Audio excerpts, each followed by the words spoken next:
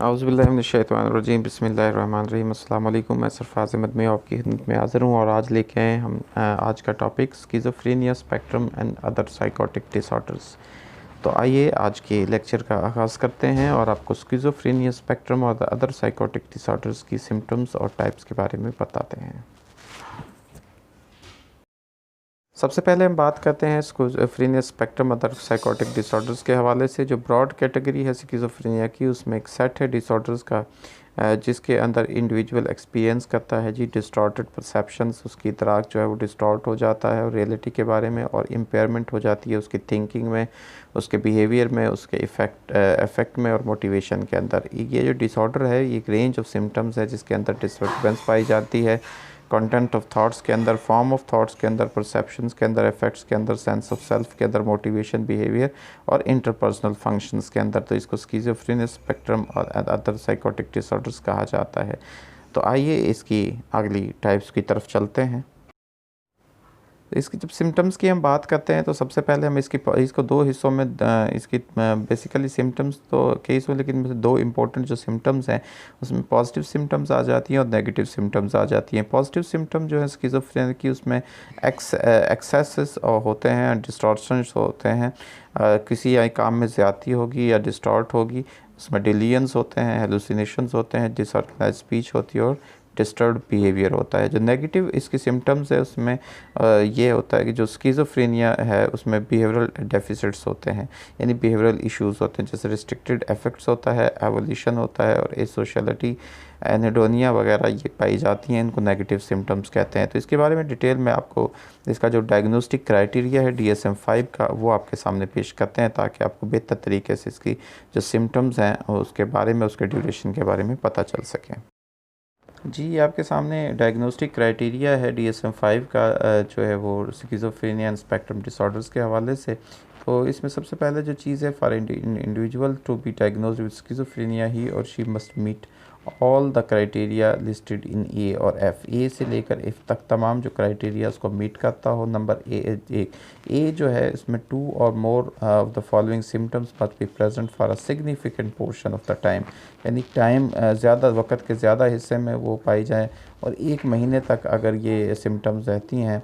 और although this can be less if the individual successfully treated, कम भी हो सकती हैं अगर उसको कामयाब तरीके से उसका इलाज किया जाए। At least 1 symptom must be from the first 3 categories. पहली जो 3 कैटेगरीज़ हैं जिनमें डिलीजन्स है, हेलुसिनेशन और डिसऑर्गनाइज स्पीच है, इनमें से एक का होना ज़रूरी है। इसके अलावा ग्रॉसली नॉर्मल साइकोमोटर बिहेवियर होता है।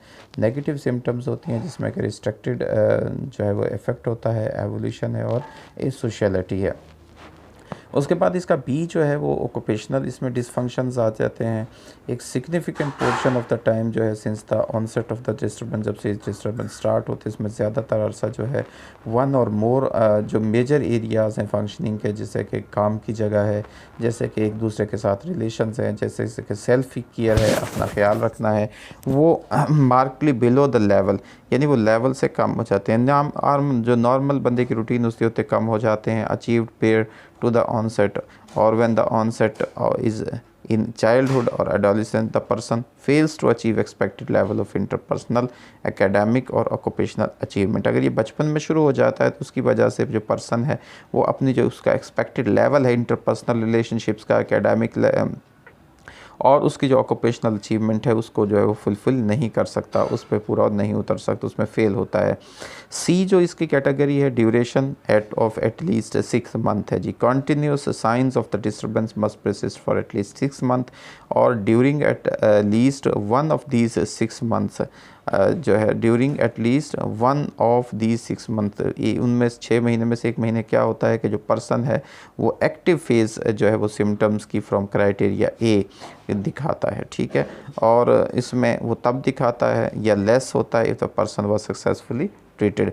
और जो इसमें जो 6 मंथ है वो में include periods during which the individual है सिम्टम्स लीडिंग अप टू प्रोडोर्मल, जब से ये सिम्टम्स उसके अंदर स्टार्ट हुए हैं। इसके अलावा जो पर्सन है ड्यूरिंग दिस पीरियड जो है पर्सन है must show only negative symptoms और 2 और more of the active face symptoms हैं ठीक है। तो अगर वो इस तरह से पता है, यानी सिंपली आपने ये करना है कि इसकी ड्यूरेशन जो है वो 6 मंथ्स होता है। इसमें no evidence of schizoaffective depressive और बाइपोलर डिसऑर्डर, इसमें कोई एविडेंस नहीं आता है स्किज़ो अफेक्टिव का, डिप्रेसिव का, बाइपोलर डिसऑर्डर का। और symptoms are not due to the substance use disorder और जनरल मेडिकल कंडीशंस। ठीक है जी, ये अगर क्राइटेरिया से मेन। अब इसमें जो हमारे पॉजिटिव जो है या नेगेटिव जो है, इसमें हमारे डिलीजन्स है, हेलुसिनेशंस है, डिसऑर्गेनाइज स्पीच है, ये चीज़ें हैं अगर ये उसमें पाई जाती हैं। अब नेगेटिव सिम्टम्स की भी हम बात करते हैं। नेगेटिव सिम्टम्स में हमारे पास रिस्ट्रिक्टेड इफेक्ट है, एवोल्यूशन है, सोशलिटी है, एनेडोनिया। ये क्या है, आइए इनके बारे में आपको हम थोड़ा सा डिटेल में बताते हैं। जी, जैसे हमने पहले आपको पॉजिटिव सिम्टम्स के हवाले से बात की है। पॉजिटिव सिम्टम्स की इसमें आपने जो है वो देखते हैं कि इसमें एक्सेसिस होती है और डिस्टॉर्शंस होते हैं, जैसे कि हेलुसिनेशन है। तो हेलुसिनेशंस बेसिकली परसेप्शंस होती हैं, कोई भी सेंसरी हमारी जो मोडेलिटी होती है जिसमें रेलिवेंट और एडिक्यूट एक्सटर्नल कोई एडिक्यूट हमारी, यानी सामने कोई भी जो है वो स्टिमुलाई नहीं होता, लेकिन इंसान उसको परसीव कर रहा होता है स्टिमुलाई को, जो हमारी सेंसेस, यानी जैसे खुशबुओं का आना, इंसान का नज़र आना, आवाज़ों का आना, या जिस्म पे कोई चीज़ चलती हुई महसूस करना, इस तरह के जो है वो इस इंसान को जो है वो स्टिमुलाइज, एक्सटर्नल स्टिमुलाइज जो है वो फील होते हैं। तो इस तरह, लेकिन उसमें एक्चुअल में वो रेलिवेंट और जो है एडिक्वेट एक्सटर्नल स्टिमुलाई जो है वो नहीं होता, तो उसको हेलुसिनेशंस कहते हैं। और डिलीजन्स जो होते हैं वो बिलीव्स होते हैं जो कि रियलिटी के बारे में, और ये एक फर्मली हेल्ड होते हैं जिनके बारे में कोई एविडेंस नहीं होते, लेकिन इंसान के अंदर वो बिलीफ होते हैं। बिलीफ के जैसे हम जो है वो कोई एक्सटर्नल स्टिमुलाई हमें चेक कर रहा है जी, हमारे ऊपर नज़र रखी हुई है, ठीक है, या मैं बहुत अजीम इंसान हूँ, इस तरह का बिलीफ आ जाता है, जिसको हम ग्रैंडियोसिटी में कहा जाता है। इस तरह के डिलीव्स होते हैं। और बिलीव डैट हम स्पेशली इम्पोर्टेंट और पावरफुल पर्सन हम होते हैं, जिसको प्रिकॉशंस कहा जाता है। बिलीव्स होते हैं जैसे कि इंसान जो है वो दूसरों के ज़रिए दूसरे उसको दबाने की कोशिश कर रहे हैं, दूसरे उसके अगेंस्ट हैं, इस तरह के उसमें इसको डिलीवंस कहा जाता है। यानी जो बिलीव्स होते हैं, ख़यालात का आना बेसिकली। इसमें जो एक ग्रैंडियोस डिलीवंस होते हैं, जैसे मैंने अभी आपको बात की, एक इसमें एक्सैजरेटेड सेंस होती है अपनी इम्पोर्टेंस के बारे में कि मैं बहुत इम्पोर्टेंट हूँ। और इसके अंदर हमने जो आपने देखा है कि नेगेटिव सिम्टम्स के अंदर, negative symptoms basically behavioural deficits होते हैं। इसमें एवोल्यूशन एक एवोल्यूशन है एपथी, और एवोल्यूशन जो है वो लैक ऑफ मोटिवेशन होती है। इसके अंदर मोटिवेशन नहीं होता, इंसान जो है एब्सेंस ऑफ इंटरेस्ट हो जाता है, उसके अंदर इनएबिलिटी हो जाती है परसिस्ट करने की, और उसके अपनी रूटीन एक्टिविटीज़ के अंदर, हत्ता कि जो है इसमें आपका वर्क और स्कूल जो है, हॉबीज़ वगैरह और जो सोशल एक्टिविटीज़ होती हैं वो भी उनके अंदर भी इनएबिलिटी हो जाती है पर्सन के। ए सोशलिटी के अंदर जो है वो जो स्किज़ोफ्रेनिया, इसमें सीवियर इम्पेयरमेंट हो जाती है। सोशल रिलेशनशिप्स में इंसान का ताल्लुक़ हो जाता है लोगों से, उसके रिलेशनशिप्स नहीं रहते, ख़त्म हो जाते हैं, तन्हाई का शिकार हो जाता है, बहुत कम फ्रेंड्स होते हैं, पोर सोशल स्किल्स उसके अंदर होते हैं, बात नहीं करता, खामोश रहता है, और बहुत कम इंटरेस्ट होता है दूसरे लोगों के साथ उसके साथ हों। एनहीडोनिया एक इसमें नेगेटिव सिम्टम्स आ जाता है, इसमें इंटरेस्ट का ख़त्म हो जाता है, जो कि एक्सपीरियंस ऑफ प्लेयर जो है, यानी किसी भी चीज़ में उनकी खुशी का जो है आंसर वो ख़त्म हो जाता है। खुशी का कोई उनके लिए चीज़ नहीं होती, यानी कोई चीज़ उनको खुशी नहीं कर सकती। एनहीडोनिया इसको कहा जाता है। तो इसमें एक और बहुत इंपॉर्टेंट जो ब्लंटेड इफ़ेक्ट आते हैं। ब्लंटेड इफ़ेक्ट जो है बेसिकली ये lack of outward expression of emotions, इंसान शो नहीं करवाता, चेहरे से कोई तासुर नहीं आता, और बिल्कुल वैकेंट और फ्लैट उसका जो है रिस्पॉन्स होता है। उसकी जो आइज़ होती हैं वो लाइफलेस हो जाती हैं, और उसका फेस जो है वो मोशनलेस हो जाता है। फेस मसल्स जो हैं, मसल्स ऑफ द फेस, बिल्कुल उनके अंदर कोई मोशन, यानी ना खुशी का एहसास होता है, ना गम का, दुख का एहसास नहीं होता। तो इसको ब्लंटेड इफ़ेक्ट्स कहा जाता है। एक और बहुत इंपॉर्टेंट इसमें जो है एलोजिया है, इसमें ये रेफ़र करता है significant reduction in the amount of speech, यानी स्पीच की जो अमाउंट उसमें भी रिडक्शन हो जाती है। और इसमें पीपल जो है this symptoms not talk much, बोलते नहीं हैं, और पर्सन जो है वो आंसर नहीं देता, बहुत कम आंसर देता, कोई उससे इतने बातें पूछी जाए फिर एक आध का वो देता है। तो डिसऑर्गेनाइज जो सिम्टम्स आती है उसमें डिसऑर्गेनाइज स्पीच आ जाती है, डिसऑर्गेनाइज बिहेवियर आ जाता है। डिसऑर्गेनाइज स्पीच में वो बात करता है तो पता ही नहीं चलता कौन सी बात है, उसकी समझ नहीं आती है, बात का पता ही नहीं चलता, कभी कोई बात टॉपिक से कहीं और पहुँच जाता है। इसी तरह उसकी जो बिहेवियर है वो भी डिसऑर्गेनाइज हो जाता है। इसमें बहुत सारी यानी वो बच्चों की तरह सिली मैनर्स में बातें करना शुरू कर देता है और फूड को हॉर्ड करना शुरू कर दे, इकट्ठा करना शुरू करता है, गार्बेज, कूड़ा करकट वगैरह इसके तरह उसका डिसऑर्गेनाइज बिहेवियर हो जाता है। और कैटाटोनिया में जो है वो ये सिम्टम्स है, इसमें रेपिटेटिव और कम्प्लेक्स जो है वो गेस्चर्स होते हैं सम केसेस में, और मैनिक इंक्रीज़ हो जाती है ओवरऑल एक्टिविटी लेवल में, और इंसान मुसलसल जो है एक ही हरकत को बार बार कर रहा होता है। इसमें पास दफ़ा एक्सेसिव या इमोबिलिटी हो जाती है उसकी फ़िज़िकल मूवमेंट्स के अंदर। ठीक है जी, तो ये हमारी जो है वो सिम्टम्स पाए जाते हैं जो कि पॉजिटिव और नेगेटिव सिम्टम्स पाए जाते हैं स्किज़ोफ्रेनिया के अंदर।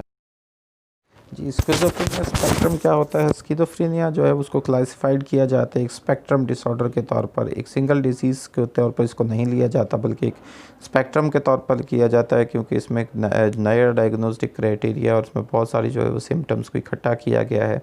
और ये एक नया डायग्नोस्टिक क्राइटेरिया दे रहा है जिसके अंदर फॉर एग्जाम्पल पर्सनैलिटी और अफेक्टिव डिसऑर्डर्स भी शामिल होते हैं। ये सेक्शन 3A DSM-5 का includes a set of symptoms severity, उसमें रेटिंग्स दी गई हैं। तो इसके लिए इसको स्किज़ोफ्रेनिया स्पेक्ट्रम्स कहा जाता है, क्योंकि एक सिंगल डिसीज़ के तौर पर इसको नहीं लिया जाता। जी, इसमें हमारे पास स्किज़ोफ्रेनिफॉर्म डिसऑर्डर आता है, ऐसा डिसऑर्डर जो कि जिसमें सेम सिम्टम्स पाई जाती हैं स्किज़ोफ्रेनिया की तरह, बट उसमें इसके जो ड्यूरेशन है वो 1 मंथ to 6 मंथ होता है। और स्किज़ो अफेक्टिव डिसऑर्डर्स में स्किज़ोफ्रेनिया के साथ अगर को अकरेंस होती है मूड डिसऑर्डर की तो उसे स्किज़ो अफेक्टिव डिसऑर्डर कहा जाता है। डिल्यूनल डिसऑर्डर्स आ जाते हैं, उसमें एरोटोमैनिक आ जाता है, ये बिलीव करना कि कोई और इंडिविजुअल उससे मोहब्बत करता है, ठीक है, उसके साथ जो है वो अनदर इंडिविजुअल जो है उसके साथ मोहब्बत कर रहा है। या ग्रेंडियोस में आ जाते हैं जी, सेंस ऑफ वर्थ आ जाती है, पावर, नॉलेज और आइडेंटिटी की आ जाती है। जेलस की आ जाती है, जेलस जो है वो preoccupied with the thought that there उसका जो स्पाउस है या सेक्सुअल पार्टनर है वो बीइंग अनफेथफुल है उसके साथ, और इसमें उसके पास कोई रियल प्रूफ भी नहीं होता। इसमें परसिक्यूटरी की आ जाती हैं। परसिक्यूटरी में ये इंडिविजुअल थिंक करता है कि हार्म इज़ अकरिंग, ख़तरा हो रहा है और ये अभी उसे ख़तरा होगा, और वो कोई भी काम करेगा तो उसमें उसे ख़तरा होगा, नहीं इस तरह की उसके माइंड में सोचे, उसको परसिक्यूटरीज कहा जाता है। और सोमैटिक जो सिम्टम्स में जो फॉल्स बिलीव्स होते हैं, जैसे वंस बॉडीली फंक्शंस और अपीयरेंस इज ग्रॉसली एबनॉर्मल, ठीक है, जो उसकी बॉडी फंक्शन जो है वो बॉडी अपीयरेंस है वो एबनॉर्मल हो रही है, तो इस तरह के भी इसमें सिम्टम्स पाए जाते हैं। इसकी एटियोलॉजी पे बात करते हैं तो इसमें ब्रेन स्ट्रक्चर और जेनेटिक्स का अहम किरदार आ जाता है। वेंटिकुलर जो इनलार्जमेंट हो जाती है और कॉर्टिकल एथ्रोपी हो जाती है। इसके अलावा डिफ्यूजन्स हो जाती है हमारी टेंसर इमेजिनिंग के अंदर, और डोपामिन हाइपोथेसिस भी इसके बारे में पाया जाता है। जेनेटिक एबनॉर्मलिटीज़ के हवाले से ब्रेन डेवलपमेंट ठीक नहीं होती है तो स्किज़ोफ्रेनिया हो सकता है। सिनेप्टिक ट्रांसमिशंस के हवाले से है, इम्यून फंक्शंस में डिस्टर्बेंस की वजह से, और जो है manufacturing of important proteins involving the जो हमारी न्यूरोट्रांसमिशन है उसके लिए ये इसकी एटियोलॉजी है। इनकी वजह से जो है वो ये जो है स्किज़ोफ्रेनिया हो सकता है। ट्रीटमेंट के हवाले से जब बात करते हैं तो एंटी साइकोटिक ड्रग्स जो हैं इसमें फेनोथाइजीन्स वगैरह वाइडली यूज़ की जाती हैं, जो कि स्किज़ोफ्रेनिया को ट्रीट के लिए 1950 से इसको यूज़ किया जा रहा है। ये जो फर्स्ट जनरेशन ड्रग्स हैं समवट इफ़ेक्टिव होती हैं, but they can also produce serious side effects भी इनके हो सकते हैं। जो second generation anti psychotic drugs हैं जैसे कि क्लोज़ापिन है और रेस्पेरिडोन है, ये इक्वली जो है इफ़ेक्टिव हैं एज फर्स्ट जनरेशन ड्रग्स, और they have their own set of the side effects, इनके अपने साइड इफ़ेक्ट्स हैं। इसके अलावा drugs alone are not a completely effective treatment है, नहीं है, यानी अकेले सिर्फ खाली दवाइयों से इलाज नहीं होता, क्योंकि जो स्किज़ोफ्रेनिया के पेशेंट्स होते हैं उनको रीटॉट वेज की ज़रूरत होती है टू डीलिंग विद और चैलेंजिंग विद एवरीडे लाइफ। और फैमिली थेरेपीज़ इसमें जो है वो रिड्यूस कर सकती हैं high level of expressed emotions को, वो काफ़ी बेहतर हैं। एंड इसके अलावा सोशल स्किल्स ट्रेनिंग है और वेरियस कॉग्निटिव बिहेवियरल थेरेपीज़ जो हैं वो हेल्प करती हैं पीपल्स को विद स्किज़ोफ्रेनिया के, उनको इनविटेबल स्ट्रेसेस ऑफ फैमिली और जो उसकी कम्युनिटी लिविंग है उनके अंदर बेहतर तरीके से रहने का। और उसके अलावा इसमें रिसेंट एफर्ट्स की गई हैं change the thinking of the people with schizophrenia with cognitive behavioural therapy के साथ, और ये काफ़ी बेहतर इसके रिजल्ट सामने आए हैं।